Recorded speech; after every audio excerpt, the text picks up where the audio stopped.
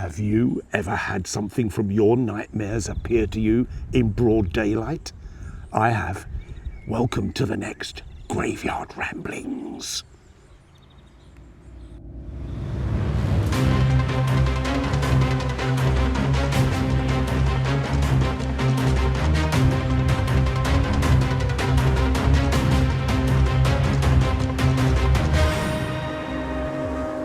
Welcome to episode 45 of Gary's Graveyard Ramblings.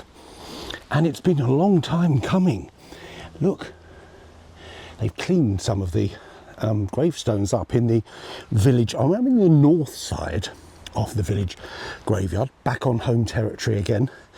There over here is the concrete bunker, actually looking rather resplendent in the early summer flowers, rather than its normal concretey sort of usual look. That's rather beautiful, isn't it?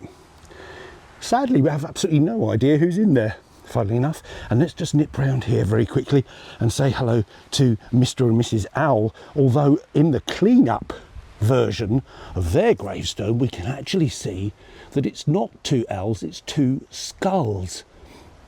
So it could very well be pirates. And of course, over there, we have Dracula and the Brides of Dracula buried under there. Now, ooh, it's lovely to be back. And I'm still, oh, here we go, look behind John Gilbert, our usual position, and hello. Goodness me, it's been an age. It's got to be 6 years, I don't know.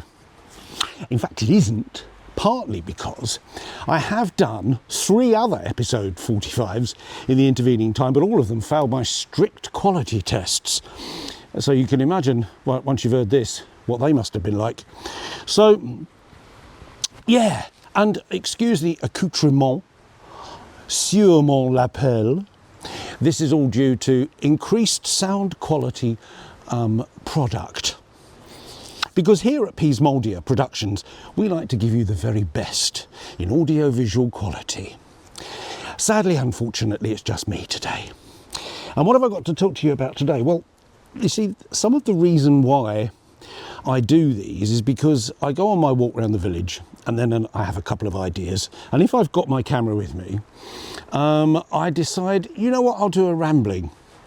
So today, whilst I was walking on through the village, it suddenly occurred to me, I should say, that there were a couple of things I could talk about which might be of interest. I want these recordings to scrape on to around about episode 50. So it's a nice round, and a nice round number, and by then I'll decide whether or not I can be arseholed to do any more. But for the moment, so me and the wife, there we are in Eastbourne, if you please, a couple of weeks ago. And we went to see Rocky Horror. Now, I went to see Rocky Horror the first time, not the film, this is the stage show, way back in middle of 1975, just after it had transferred from its original production base at the Royal Court in Sloane Square in London to the King's Road Theatre a bit down the road in the King's Road, funnily enough. So it had been a while, as you can imagine, since I'd seen the stage show. We've seen the film, God knows how many times, you know. And the wife says to me, do you want to go and see the stage show? And I said, yeah, come on then, it might be a laugh. I haven't seen it for a long time. And I always preferred the stage show to the film. The film to me never quite did it. Fun, you know, but without an audience to react to, it never quite did it. So I said to him, whatever you do though, please don't put us in stall seats down near the front. 1, because I don't want to get wet, and 2, because you know, I'm getting on a bit now and I don't really want to dress up in the sort of fashion that I knew 99% of the audience would be. And then he said to me, well, it is in Eastbourne. And I thought, yeah, actually, that's a point. So probably there will be nobody. There'll all be people that work in building societies or publicans or, you know, I don't know, the sorts of people you would expect to see in Eastbourne. Retired, I suppose, would be the majority of them. Any roader, what does she go and do? Gets bloody seats about 5 rows from the front. And as we're going in there, there's all these people coming into the bar area in the costumes. There's lots of magentas, lots of riff-raffs, lots of frankenfurters, and all of them just a little bit shit. Do you know what I mean? Not the sort of thing that really the first stage show had. It had a very Eastbourne, East Sussex twinge to it. And I said at one point to the wife, I said, look, half of this lot in here are probably reform voters. And it seems to me really strange, or it did at first, really strange that many of them would be dressed in fishnet tights with, great bulging titties. And it just seemed very incongruous. So we sat there, and on stage, playing the lead, was Jason Donovan. Now, I don't think Jason Donovan does a perfectly good frankenfurter. So when he came on, how do you do, I see you've met my, in his first bit when he comes down in the lift and comes out. And I nudged the wife and I said, who's that then? And he said, that's Jason Donovan. Pardon? I said, that can't be, that's not Jason Donovan, is it? And can I just say, I was slightly surprised at who I saw coming out of there, because it didn't look like Jason Donovan to me. But the performance was pretty good, and everybody on stage was having a lovely time. It's just that all this shouting out didn't really do it for me. And at the end, it all seemed a bit daft. It sounded dated, and not the reasons why I think Richard O'Brien had this genius move of doing this show way back in the 70s, the early 70s, none of that seems to matter anymore. So I came out, I'm sorry to say, unfulfilled. Now, don't get me wrong, because you know this, I never diss a cast. How could I be that hypercritical? So they did a great job. In particular, the people playing Brad and Janet were brilliant. Some of the others hoofing it a bit, I thought, but the stage, the production was great. Sets were great, direction was great, the people were great. It's just the show. I think it's time to go to bed, and not in the way that Frankenfurter did. So that's Rocky Horror. And then I was thinking, I like to connect things. I like to theme things if I can. And something else weird happened to me the other day while I was mincing about in St Leonard's. Now, I might have already told this story, but if I have, forgive me, because I can't remember what I've put in the first 44 episodes at all. So I was on my way to see my friend Sally, who has a lovely rock and mineral and crystal shop, bless her, in St Leonard's in Norman Road. Do pop in. Sally's lovely. She'd love to see you. And her crystals are amazing. And I took a back route to get to the shop. And in doing so, I got a shock. For the second time, I was surprised at something I saw up a side road. Now, for this to make any sense, I've got to go back many, many years, because I had as a child, and then even as a teenager, and then even as an adult, a recurring dream about being trapped in a house.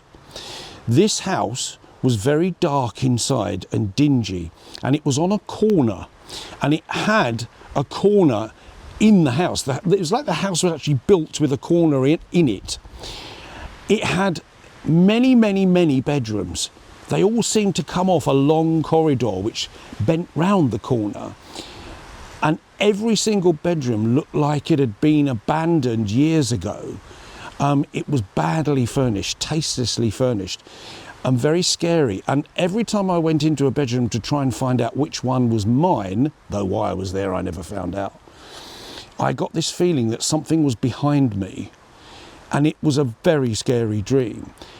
The dream only ended when I found a door at the end of the corridor And the door went down a flight of stairs and then came out onto the street. And at that point, if I got that far, the dream ended relatively peacefully. Quite often, I used to wake up with terror because I never reached the door. So this house is burnt into my dreams. And I've been having this dream for probably nearer 60 years. So, you know, because even though I'm only 26. Now, fast forward to a couple of years ago, and I had done exactly the same thing as I just said that I had done in St Leonard's. I was taking a different route to get to my friend's shop. I looked up a side road and oh my good gollywog, what did I see up on this corner? It was the house that had appeared in my recurring nightmares for all that time. Just sitting there on the corner, unquestionably, in every detail, that is the house that I had dreamt about. Now, the first time I saw it, I took a picture and then skedaddled off because I couldn't bear to get anywhere near it. Oddly enough, a couple of weeks ago, I was going to see Sally yet again. Hello, Sally, you've got a lot of mentions. I'll tell you what, I'm going to put your shop details underneath me. I'm probably doing it right now. Do pop in. I walked past. Unbeknownst to me, I'd forgotten about where this place was. I look up the side street and there it is again. And this time, it seemed to be taunting me. It seemed to be saying to me, go on, come closer. I dare you. Come up. Well, I couldn't. I just could not bring myself to get anywhere near this place.